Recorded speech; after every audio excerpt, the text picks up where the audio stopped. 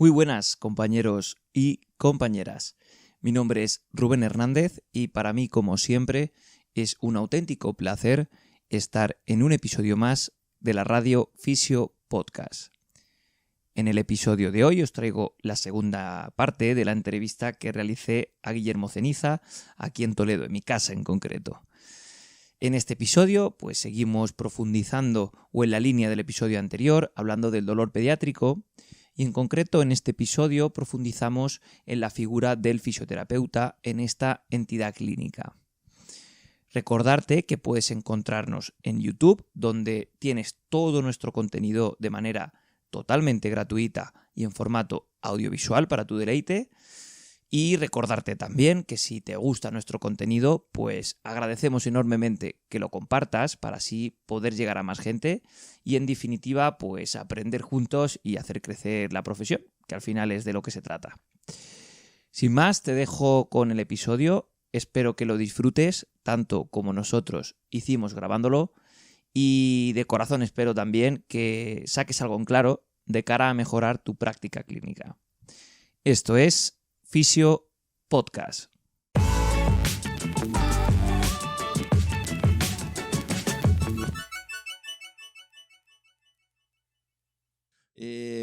Bueno, por pasar un poco en las aplicaciones prácticas que la fisioterapia puede aportar.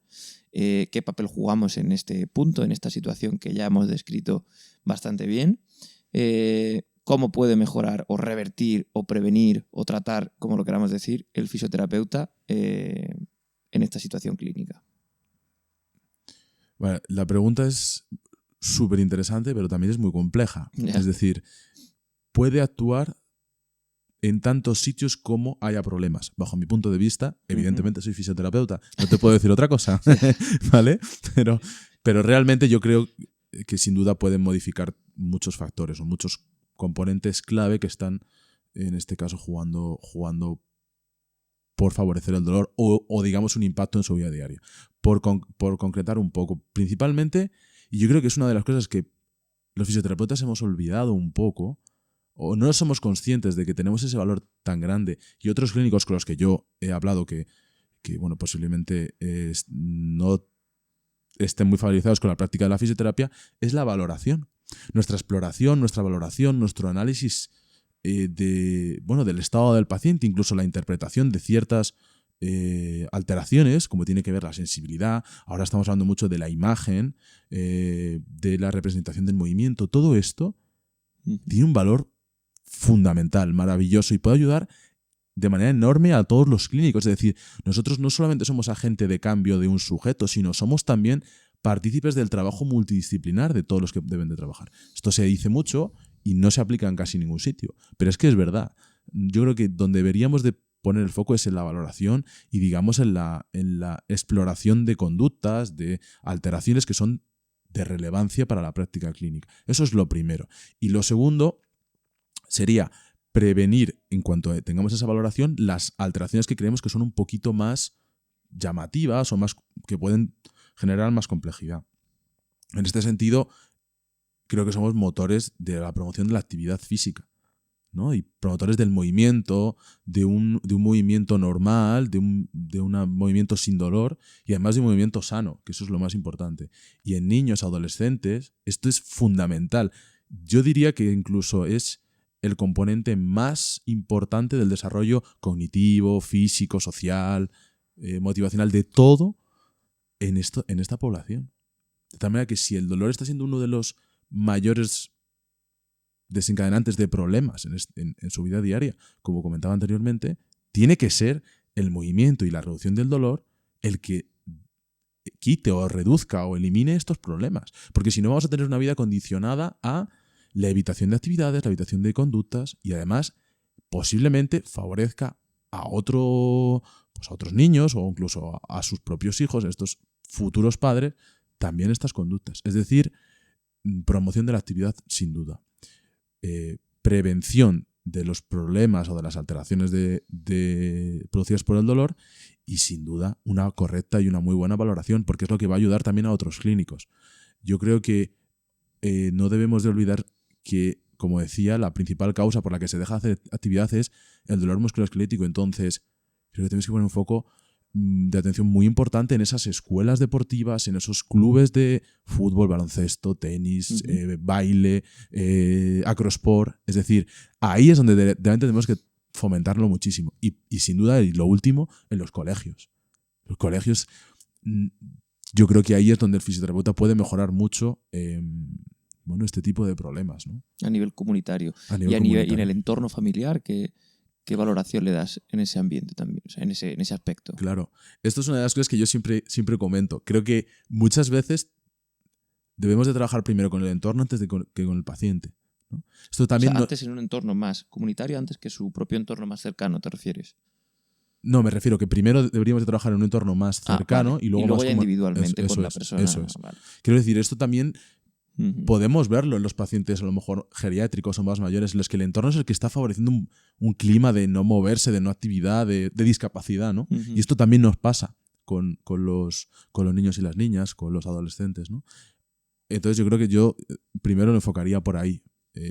Eso claro, tratando a nivel comunitario, estás tratando a nivel individual. Por supuesto. Y sin embargo, en viceversa, no. Eso es. Lo único que estás generando, si lo haces al revés, es conflicto. Sí, porque además es que incluso si me apuras, el propio movimiento viene con la interacción del medio. Por supuesto. O sea, en el momento en el que tú te estás moviendo, ya estás interactuando con el medio. El movimiento es interactuación. De hecho, el movimiento en la adolescencia, en la infancia, solo se puede dar, o casi solo se da, en un entorno comunitario. Claro. Porque el mecanismo, la vía es el juego. Y en los adultos es menos también, pero es menos. Pero es que en los niños y adolescentes es el juego, es la promoción de la actividad, es el conocer, el descubrir nuevos entornos, lo que te motiva a moverte y por donde además el cuerpo descubre nuevas texturas, nuevos movimientos, construye tu cuerpo y construye el movimiento. Y esto es fundamental. Entonces, por eso creo que ahí es donde los fisioterapeutas deben trabajar muchísimo. Es decir, volvamos un poco a las raíces. Yo me diría ahí. Sí, total. ¿No? Por llevarlo ahora un poco, por poner los pies en la tierra. Primero te iba a preguntar si crees que estamos lo suficientemente representados en el sistema de sanidad pública, pero antes quiero hacerte la pregunta de si crees que se está haciendo el trabajo que se debe hacer. O sea, ¿crees que todo esto que estamos hablando se lleva a cabo siendo realistas? ¿La filosofía de trabajo es la acertada en líneas de evidencia?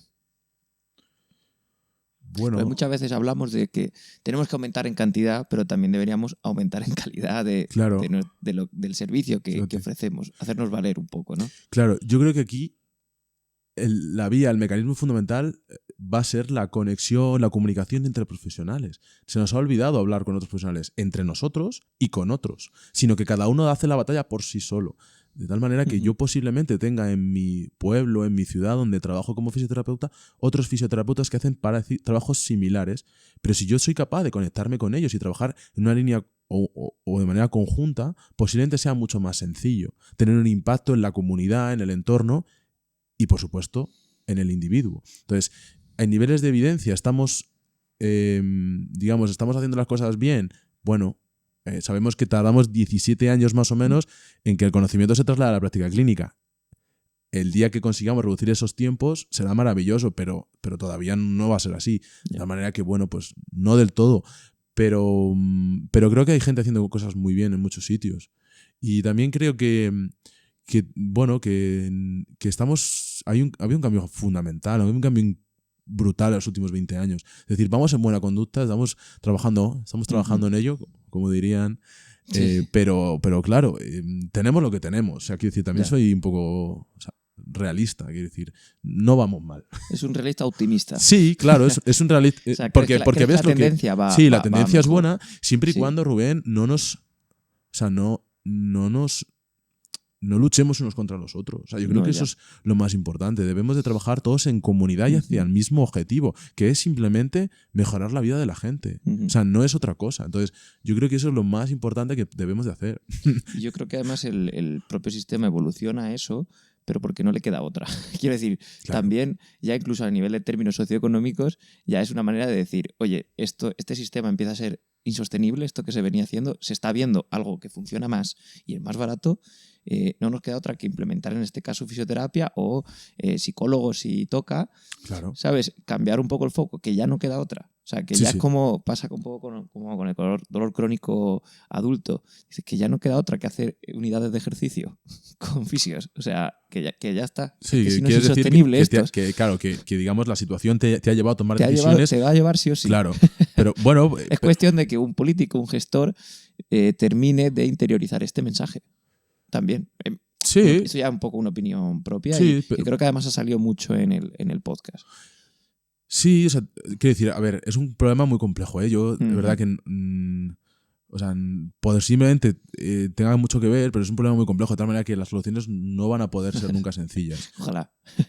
Entonces, evidentemente pasa por ahí, sin duda. O sea, Sí. eso lo tenemos claro, todos los que estamos o hemos estado en el sistema, da igual si somos fisioterapeutas, enfermeros, médicos, da igual, ¿no? Y esto es fundamental. Pero también yo creo que debemos yo creo que trabajar en conjunto. O sea, yo creo que ese es vuelvo otra vez a lo de antes. O sea, debemos de trabajar en conjunto. No intentar hacer nuestra batalla, cada una batalla por su lado, siendo fisioterapeutas o trabajando incluso con un médico a mi lado, pero intentar hacer comunidad. Porque realmente cuando tú haces comunidad, haces grupo, es cuando tú con pocos individuos consigues muchas cosas. La transversalidad en este campo es fundamental. Eso ¿no? es. Entonces, bueno, hace muy poco estuvimos en Valladolid, Congreso de Afrontamiento Activo, y allí, aparte de fisioterapeutas, también vinieron enfermeros, médicos, ¿no? Y realmente luego comentando con ellos, unos de ellos me decían, es que realmente si trabajáramos en conjuntos en un centro de salud, que claro, pasa por lo que tú dices, ¿no? Si tuviéramos fisioterapeutas en el centro de salud, mejoraría mucho. Claro, ese es el primer punto. Si no hay gente, no se puede hacer nada. Eso es fundamental. Pero también tenemos que empezar a no solamente ver que nosotros podemos aportar, sino que también hay un entorno que nos puede aportar a nosotros. Totalmente. Nos tiene que motivar trabajar ahí. Y yo creo que eso lo tenemos, pero tenemos que conseguirlo, que es lo que estabas diciendo, ¿no? Qué bueno. ¿Qué papel juegan las nuevas tecnologías pues bueno, en nuestras propias herramientas y en cómo gestionar el dolor pediátrico? Hablo de realidad virtual, por ejemplo. Bueno, las nuevas tecnologías son una herramienta. Las herramientas se pueden usar bien o se pueden no usar bien. Y tenemos que usar cada herramienta para cada problema. No podemos usar una herramienta para todos los problemas, ¿no? Esto parece una obviedad, pero no lo es tanto. Ya. Es decir, las nuevas tecnologías aportan cosas súper interesantes, pero tenemos que tener en cuenta que la población pediátrica, y yo me voy a meter en un charco, las recomendaciones que tenemos para el uso de pantallas, por ejemplo, por la Sociedad Americana de Pediatría y otras instituciones, la Organización Mundial de la Salud, bueno, son las que son y tenemos que respetarlas, ¿no? 30 minutos por debajo de X edad, debajo de los 2 años no deben de consumir, bueno, pueden estar expuestos a una pantalla, ¿no? Entonces, las nuevas tecnologías aportan cosas muy interesantes. Yo las aplico en clínica y en investigación las estamos usando, pero como una herramienta más. ¿La realidad virtual tiene aplicación en pediatría? Fantástico. Es fantástico, pero hay que usarlas bien en cada paciente. Un ejemplo, decía, por llevarlo más a 2-3 campos concretos, yo decía, Rubén, yo creo que lo más importante, o de las cosas más importantes y las que debemos de volver, es hacer focalizarnos en la valoración, en la exploración del paciente. Claro, si tenemos una extremidad que duele y yo la estoy tocando, ¿qué pasa? Que duele, ¿no? Si yo puedo distraer mientras hago una exploración, porque no me queda otra que explorarlo, ¿se reduce el dolor? Sí. ¿Es interesante incluirlo en la práctica clínica? Sí. En la valoración ya lo podemos incluir, como medida distractora. Pero el otro diría, con todo lo que sabemos de representación del movimiento, la capacidad que tiene de activar mecanismos de, pues bueno, puede ser activación muscular o otros sistemas cognitivos, ¿lo podemos usar en nuestra práctica clínica para realizar intervenciones? Claro que sí. Pero tiene que ser una herramienta, no puede ser la única técnica o tratamiento que usemos. Entonces, sí, claro. Valoración y tratamiento. Y concretamente, donde más se está usando es en la distracción del dolor. Puede ser para procedimientos, para valoración, pero también podemos construir un entorno en el que podemos empezar a trabajar y a movernos. Y eso tiene una motivación extra. Normalmente tiene una motivación extra para el niño, que lo único que quiere es divertirse. Eso tenemos que tenerlo siempre muy claro. Y explorar. Entonces, siempre y cuando que no sea el único tipo de intervención, va a ser maravilloso. Eso como con todo, ¿no? En fisioterapia. Claro. Todo requiere ya es donde está la ciencia, de un razonamiento previo, de buscarle el porqué y el para qué, como todo. Efectivamente, y sobre E irá todo... encontrando su sitio. Sí que es verdad que yo creo que el potencial que tiene además las nuevas tecnologías pues es bastante bueno, ¿no? Claro, por Si supuesto. se saben utilizar bien. Por Claro. supuesto. Sí, pero claro, que yo creo que estamos en ese momento en el que tenemos que empezar a entender cómo podemos utilizarlas. Que son nuevas todavía. Claro, Se llaman yo creo nuevas que nos tecnologías. metemos... Yo no sé qué impresión te da, Rubén, pero creo que la fisioterapia se mete mucha presión por llegar a unos estándares de Puede dar ser. respuestas a cosas. Oye, que estamos trabajando, que estamos en el camino, no pasa nada. Vamos a ser. Lo que pasa es que queremos enseguida tener respuestas, y es normal, a cosas que todavía pues no Que van tenemos. muy lentas. Sí, pero porque van muy lentas. tienen que ser lentas. Claro, efectivamente. Deben de ser lentas. Es decir, vivimos en un mundo en el que la inmediatez es lo que se valora, pero debemos de valorar la calidad, el respetar unos tiempos. No quiero decir que esto sea ahora, pero quiero decir, esto dentro de un entorno racional es lo que tenemos que trabajar. Y la fisioterapia creo que a veces le falta tener paciencia para encontrar respuestas. Y aquí nos está pasando. Y a los más jóvenes más todavía. Eso por supuesto, aquí por supuesto, ¿no? Sí, sí. ¿Y la telefisioterapia, la telerehabilitación, crees que también, no sé, tu manera ya más, en el aspecto más clínico, si has podido aplicarla o si eres más de presencial, pero un poco qué opinión te cabe? Qué buena pregunta, ¿eh? Me encanta.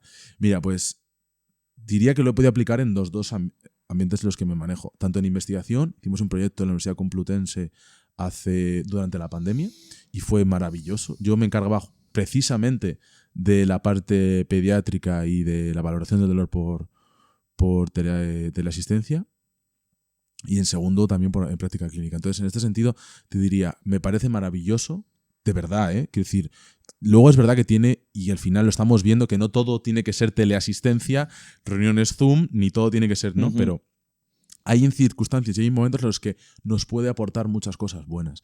Un estudio que se hizo en el 2020 en Canadá, en 6 unidades de dolor pediátrico durante la pandemia. Estos datos a mí me parecen maravillosos. Valoraban en estos niños que tenían dolor crónico o dolor persistente, cómo les había afectado que las sesiones, en vez de ser, era de todo, enfermería, porque allí tienen tratamientos de enfermería, anestesia. En Canadá hay buenas líneas. En Canadá, sí, la verdad que están Bastante porque trabajan tema, ¿no? todo. Sí, además tienen unidades específicas de tratamiento muy buenas. Digamos que tienen centros que solamente se dedican a tratamiento de esto. Pero también pasa, Rubén, porque ellos vieron que tenían un problema de salud pública enorme. Es decir, bueno, yo siento ponerme un poco así, pero realmente el problema es que allí no es como aquí. Aquí también pasa, pero allí más, los niños cuando tienen mucho dolor terminan suicidándose. Entonces eso es un problema de salud pública enorme. Entonces han invertido mucho dinero en los últimos 10 años, 15 años, tanto en investigación como en clínica, y han desarrollado unidades específicas de intervención multimodal para estos niños. No les quedó otra, ¿no? No les quedó otra, claro, pero porque Se nos está yendo de las manos esto ya. Claro, porque sus características, porque su entorno era diferente. Entonces yo creo que esto es un poco lo que les ha marcado esta tendencia. A lo que iba realmente este estudio lo que hacía era exploraba cómo habían manejado el dolor estos niños y sus familias. Como decía, el entorno tiene que ser y es partícipe de los tratamientos durante este tiempo de pandemia o este tiempo en el que había sido todo de manera pues teleasistencia. Había consultas Zoom o consultas, digamos, por videoconferencia, y luego también había mensajería, ¿no? Entonces valoraban si el consumo de fármacos había sido el correcto con las prescripciones habituales, si habían podido desarrollar su vida, digamos, en el entorno en el que estaban, en las circunstancias en las que estaban, pero de manera normal, si notaban que el dolor había aumentado tanto en intensidad como en impacto, y también valoraron si estaban satisfechos con ese tipo de, pues bueno, de seguimiento, de control. Los resultados son maravillosos. Creo recordar que el 83% decía que el consumo de fármacos ni había aumentado ni había disminuido, es decir, estaba en la línea en la que debía de estar, según la prescripción. Cerca del 90% estaban muy satisfechos con ese tratamiento o con ese seguimiento, y prácticamente el 10% solamente había visto aumentado su intensidad o su interferencia del dolor. Eso clínicamente es poquito, es muy poquito, ¿no? Tengamos en cuenta que son 5 unidades, había casi 500 pacientes, está muy bien. Lo que quiero decir con esto es que realmente esta teleasistencia nos puede brindar muchas cosas, nos puede aportar muchas cosas que además ni siquiera éramos conscientes de que nos podía ayudar. Entonces podemos controlar esas dosis de fármacos, controlar esas dosis de ejercicio o de tratamiento de fisioterapia, y encima además los pacientes están satisfechos. Pero claro, posiblemente, que es lo que no se llegó a debatir, es que se seleccionaron pacientes que, les parecía correcto ese tipo de intervención. Ya, Los que te decían que no, respondedores, ¿no? no los... Pero bueno, Ya. quiero decir, esto siempre pasa, ¿no? Ya. Pero quiero decir, al final tenemos ya modelos aplicados hace muy poco que tienen Ujú. muy buenos resultados. Bueno, seleccionemos bien, como siempre, a los pacientes y trabajemos con ello. Yo creo que es un punto muy importante de la telefisioterapia. Seleccionar bien el paciente que va a ser respondedor de eso. Claro. Y no, digamos, quitar o tirar el modelo presencial, ni mucho menos, sino decir, esto se trata de ver cómo individualizar, Por como supuesto. siempre. Claro, eso es. Como El otro siempre. día, no sé, lo hablaba yo también creo que era por Instagram, me decían, claro, pero es que tú al final vas mucho a que lo que tenemos que hacer es hacer un tratamiento personalizado a cada paciente. Digo, claro, Claro, es que la eso investigación y la clínica solo nos dice eso. La Claro, conclusión claro, es, claro. ¿usted conoce todo esto? Vaya, pues ahora olvídelo y aplique como... Pero es que además, si no fuera así, Guille, Claro, lo podría hacer una máquina en nuestro trabajo. Sin claro, embargo, o sea, una máquina no tiene una capacidad de razonamiento, al menos a día de hoy. La inteligencia artificial está avanzando mucho, pero sí, yo creo que a día de hoy lo bonito, ¿sabes? Claro. No hay inteligencia artificial tan compleja como para poder mirar a los ojos a una persona y saber qué es lo que le va bien. claro. Y la inteligencia artificial es artificial, Rubén. Nunca Claro, va, claro. nunca, o bueno, me mojo aquí. No creo que vaya a ser igual que una persona. Porque Claro. es artificial, ¿no? Sí, sí, Que sí. parece una tontería, ¿no? Oye, qué tontería, pero es que es verdad. Y realmente yo creo que ese es el punto más importante. Si un Ujú. paciente con una patología persistente, la que sea, lo que busca normalmente es acompañamiento, seguimiento y luego ya que le mejoren en la manera de lo que sea posible la vida. Pero lo importante, fundamental, es que alguien les escuche. Con estos niños pasa a veces, pero lo que más pasa es con las familias, que se ven perdidas, se ven en una Ujú. situación en Ya. la que no entienden cuál es el problema y sobre todo no saben qué pueden hacer. Pero eso también nos pasa con los niños que tienen alteraciones neurológicas o cualquier tipo de discapacidad. Es decir, esto es un denominador común en todos los problemas de la infancia. Y como nosotros abordemos esos problemas que generan en la familia o en el entorno, va a ser el éxito o el fracaso de lo que podamos hacer. Entonces, de la manera que... El menor fracaso posible. Claro, el También menor fracaso podría ser. posible, pero realmente pasa porque la asistencia presencial es fundamental. Ujú. Es decir, es fundamental. Sí, sí, y sí, también sí. depende de cada paciente, ¿no? Pero esto es muy importante. Qué bueno. Pues mira, por ir resumiendo ya y ir cerrando la entrevista, si tuvieras, digamos, que resumir o coger las principales soluciones que han ido saliendo a lo Ujú. largo del podcast para revertir y mejorar un poco esta transferencia, esta situación, al final mejorar la calidad de vida de los niños y las niñas. Punto. ¿Cuáles crees que serían los puntos a seguir de cara al futuro? Vale, yo creo fundamental, Rubén, lo primero. Pensemos que tenemos un problema. ¿no? Ujú. Lo primero para salir de un agujero es dejar de cavar hacia abajo, es empezar a intentar salir del agujero, ¿no? Entonces dejemos de cavar hacia abajo. Sabemos que los niños y las niñas sienten dolor, tienen un impacto en la vida importante y encima además su sistema, lo hemos debatido, está sujeto a muchos cambios, de manera de unos u otros, ya depende de los investigadores, los otros que consultemos, de tal manera que sí que se produce un problema en la vida de estos niños y sus familias. Entonces esto es lo primero, reconozcamos que tenemos un problema, que es lo que hizo Canadá hace 15 años. Ujú. En segundo lugar, busquemos soluciones. ¿Qué soluciones podemos dar? La primera es conocimiento. Hace 2021, Christopher Eccleston, que es un investigador muy importante en dolor pediátrico, publica unas recomendaciones, 4 puntos muy sencillos para reducir el dolor o para mejorar el dolor a nivel comunitario, que es un poco lo que tú me cuentas ahora. Tiene que ver con toma la acción, reduce el dolor, hazlo ver y sobre todo reduce el Ujú. impacto que tiene en la vida. Entonces yo me quedaría con esos 4 puntos. Lo primero es transfiere el conocimiento, que haya transferencia del conocimiento. El segundo es que la gente con ese conocimiento empiece a hacer cosas. El tercero es que ese hacer cosas tenga visibilidad, que pasa por lo que tú comentabas. Incluyamos fisioterapeutas y otro tipo de profesionales dentro de la sanidad. Y por último tiene que ver con hagas lo que hagas, la idea fundamental es reduce el dolor. Ujú. Que eso pasa Ya. por utilizar bien las nuevas tecnologías, utiliza bien la Ujú. teleasistencia, utiliza también, habla con otros, con un psicólogo, con un médico, Ujú. habla con otros profesionales. Ya. Esto es fundamental, ¿no? Entonces yo diría que esas son las líneas más importantes. Deberíamos de incluir, y yo ya me mojo, formación dentro de las universidades, claro que sí. Si Ya. se da formación en adultos, tiene que darse en niños. Debemos de incluir también programas de intervención específicos en la sanidad pública, sí. Pero esto llegará. Ujú. Estoy seguro No, de que claro. llegará, porque no nos va a quedar de otra, como tú Ujú. decías. Nos vemos tan en el abismo que tendremos que tomar soluciones. Claro. Pero lo importante es, ya sabemos que tenemos un problema. Nos están diciendo ya los estudios, decía, casi el 40% tiene dolor persistente. Sabemos que la principal causa de reducción de actividad física es una lesión mal curada. podemos hacer cosas ya. Ujú. Y tenemos muchas herramientas. No pequemos de intentar ir más rápido de lo que la ciencia nos deja, pero podemos hacer mucho. Hacer cosas, como dice Ángel Hacer Martín, cosas, ¿no? Hacer claro. cosas, vamos. Eso es. Que antes de cerrar ya la entrevista, sí que sí, unas pequeñas preguntas off topic para que la gente te conozca un poco Vale, más. qué bueno. Además, bueno, esta es una que tenemos una playlist de Spotify. Yo tengo ahí, voy colgando toda la música de la gente que ha pasado y me ha recomendado bueno. una canción. Y es una lista un poco variopinta, pues puedes escuchar desde Rihanna hasta Linkin Park.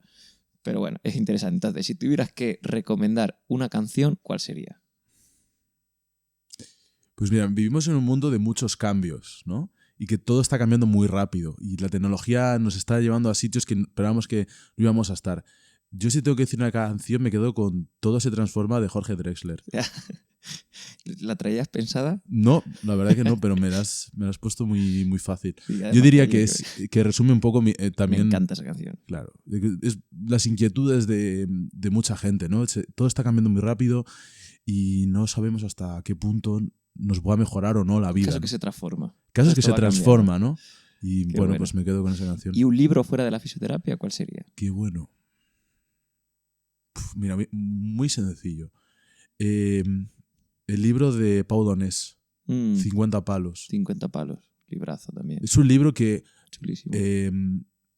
te abre la mente a pensar que, bueno, que a veces se nos olvida y estamos aquí de paso. Es verdad, es una cosa que, bueno, se nos olvida, sobre todo cuando hacemos muchas cosas, ¿no? Estás haciendo cosas y te olvidas. Yo me quedo sin duda con ese libro. Qué bueno. Y si tuvieras la oportunidad de coger el teléfono al Guillermo de nada más acabar la carrera, ¿qué le dirías? Esta es la más jodida, ¿eh? Bueno, creo que lo que he dicho yo creo que ahora también. La fisioterapia necesita paciencia, calma y tiempos. Creo que eso es lo que le diría. Calma, tiempo y paciencia, porque al final todo lleva su periodo, su trabajo, pero se consiguen cosas y se mejoran. Y yo diría efectivamente eso, ¿no? Y creo que también no lo tenemos que aplicarlo en cada momento de nuestra vida, ser más pausados, más sosiego y más observar el entorno, en vez de intentar cambiarlo. Porque posiblemente sea mucho más eficaz. Pues Guillermo, muchas gracias por pasarte y que siempre que quieras estar en el podcast, pues ya sabes que aquí está la puerta abierta. Muchas gracias a ti, Rubén, y muchas gracias por invitarme hoy. Chao, un abrazo.